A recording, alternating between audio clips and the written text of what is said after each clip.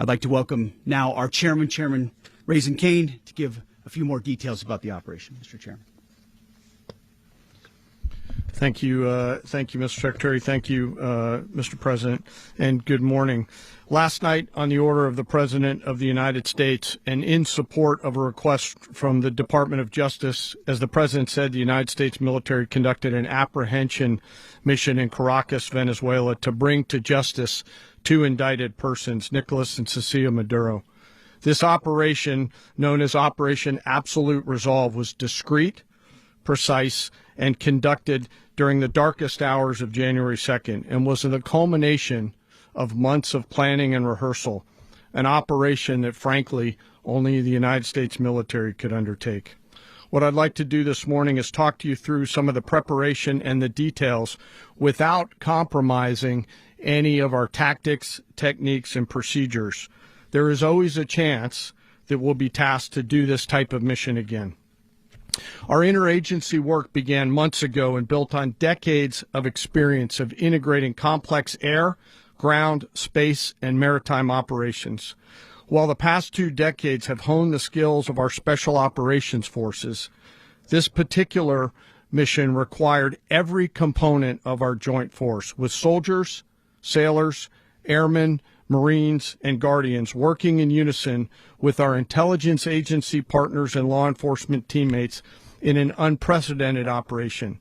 We leveraged our unmatched intelligence capabilities and our years of experience in hunting terrorists, and we could not have done this mission without the incredible work by various intelligence agencies, including the CIA, NSA, and NGA. We watched, we waited, we prepared, we remained patient and professional. This mission was meticulously planned, drawing lessons from decades of missions over the last many years, many missions over these last many years. This was an audacious operation that only the United States could do. It required the utmost of precision and integration within our joint force. And the word integration does not explain the sheer complexity of such a mission. An extraction so precise it involved more than 150 aircraft launching across the Western Hemisphere in close coordination, all coming together in time and place to layer effects for a single purpose: to get an interdiction force into downtown Caracas while maintaining the element of tactical surprise. Failure of one component of this well-oiled machine would have endangered the entire mission, and failure is never an option for America's joint force. Those in the air over Caracas last night were willing to give their lives for those on the ground and in the helicopters. Let me talk a little bit about the preparation. After months of work by our intelligence teammates to find Maduro and understand how he moved, where he lived, where he traveled, what he ate, what he wore, what were his pets, in early December, our force was set pending a series of aligned events. Key was choosing the right day to minimize the potential for civilian harm and maximize the element of surprise, and minimize the harm to the indicted personnel so, as the President said, they could be brought to justice.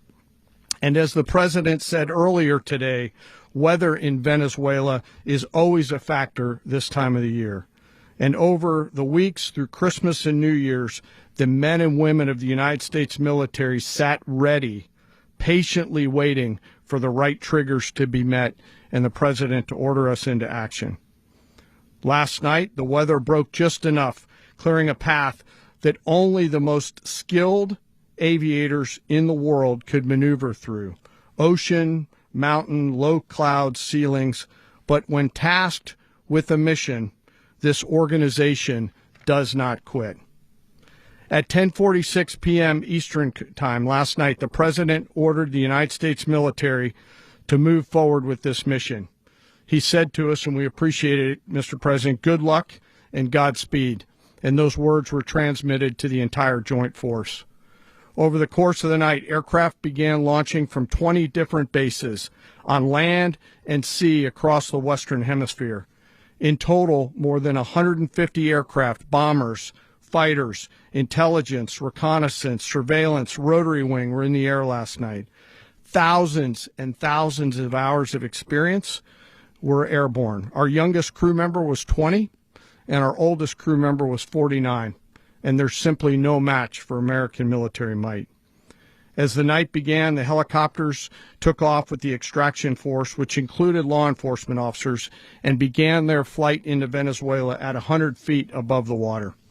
As they approached Venezuelan shores, the United States began layering different effects provided by Spacecom, Cybercom, and other members of the interagency to create a pathway. Overhead, those forces were protected by aircraft from the United States Marines, the United States Navy, the United States Air Force, and the Air National Guard. The force included F-22s, F-35s, F-18s, EA-18s, E-2s, B-1 bombers, and other support aircraft, as well as numerous remotely piloted drones. As the force began to approach Caracas, the Joint Air Component began dismantling and disabling the air defense systems in Venezuela, employing weapons to ensure the safe passage of the helicopters into the target area. The goal of our air component was, and always will be to protect the helicopters and the ground force and get them to the target and get them home. As the force crossed the last point of high terrain where they'd been hiding in the clutter, we assessed that we had maintained totally the element of surprise. As the helicopter force ingressed towards the objective at low level, we arrived at Maduro's compound at 1:01 a.m. Eastern Standard Time, or 2:01 a.m. Caracas local time, and the apprehension force descended into Maduro's compound and moved with speed, precision, and discipline towards their objective, and isolated the area to ensure the safety and security of the ground force while apprehending the indicted persons. On arrival into the target area, the helicopters came under fire, and they replied with that fire with overwhelming force in self-defense. One of our aircraft was hit but remained flyable, and as the President said earlier today, all of our aircraft came home, and that aircraft remained flyable during the rest of the mission. As the operation unfolded at the compound, our air and ground intelligence teams provided real-time updates to the ground force, ensuring those forces could safely navigate the complex environment without unnecessary risk. The force remained protected by overhead tactical aviation. Maduro and his wife, both indicted, gave up and were taken into custody by the Department of Justice, assisted by our incredible U.S. military with professionalism and precision, with no loss of U.S. life. After securing the indicted persons, the force began to prep for departure.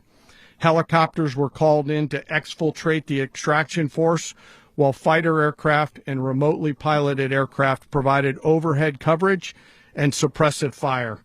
There were multiple self-defense engagements as the force began to withdraw out of Venezuela. The force successfully exfiltrated and returned to their afloat launch bases, and the force was over the water at 3:29 a.m. Eastern Standard Time with indicted persons on board. And both Maduro and his wife were embarked aboard the USS Iwo Jima. In closing, what we've witnessed today is a powerful demonstration of America's joint force. We think, we develop, we train, we rehearse, we debrief, we rehearse again and again, not to get it right, but to ensure that we cannot get it wrong. Our jobs are to integrate combat power so when the order comes, we can deliver overwhelming force at the time and the place of our choosing against any foe anywhere in the world. I am immensely proud today of our joint force and filled with gratitude to represent them here today. There is simply no mission too difficult for these incredible professionals and the families that stand by them and support them. As we stand here this morning, our forces remain in the region at a high state of readiness, prepared to project power, defend themselves, and our interests in the region. This operation is a testament to the dedication and unwavering commitment to justice and our resolve to hold accountable those who threaten peace and stability. In closing, I want to express my heartfelt gratitude to the brave men and women who executed this mission. Their courage and tireless commitment to our nation are what makes us strong. Thank you, Mr. Secretary, and thank you, Mr. President.